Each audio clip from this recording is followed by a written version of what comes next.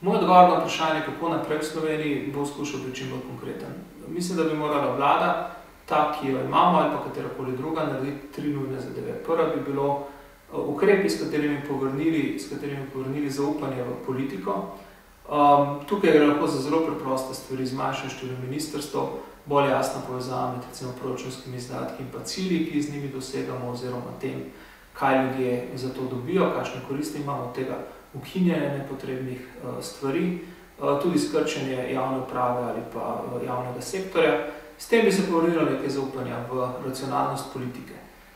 Druga stvar bi morala biti poenostavljanje regulatornega okvira predpisov, ki so izjemno komplicirani in otežujejo življenje marsikomu na davčnem področju, na področju socialne zakonodaje, pokojninski sistem, podjetniška zakonodaja, gradbeniška zakonodaja in tako naprej.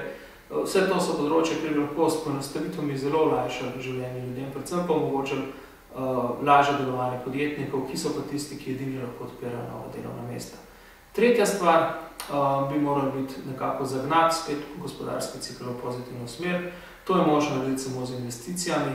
Denarja za investicijo v Sloveniji danes žal ni, ker smo enostavno vsi preveč zadolženi, vključno z državo. To se pravi, treba privabiti tuje investitorje, recimo prodati Novo Ljubljansko banko nekomu, ki bo vanjo prinesel svež denar in potem se ta denar, s katerim bo to kapitaliziral, tudi potem naprej posojal slovenskim podjetjem. Tudi za kakšne velike projekte, infrastrukture, nekaj podobnega, ki bi jih lahko zagnali, bi se seveda dalo najti tudi tuje soinvestitorje.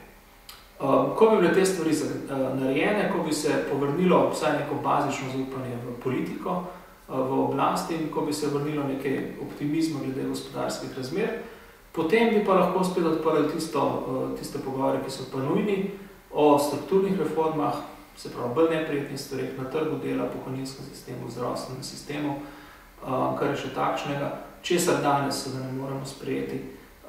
Po teh nekako ukrepih, s katerimi pa spremenili klimo v družbi, pa tudi takšne ukrepe bilo možno sprejemati z večjo podporo kot danes.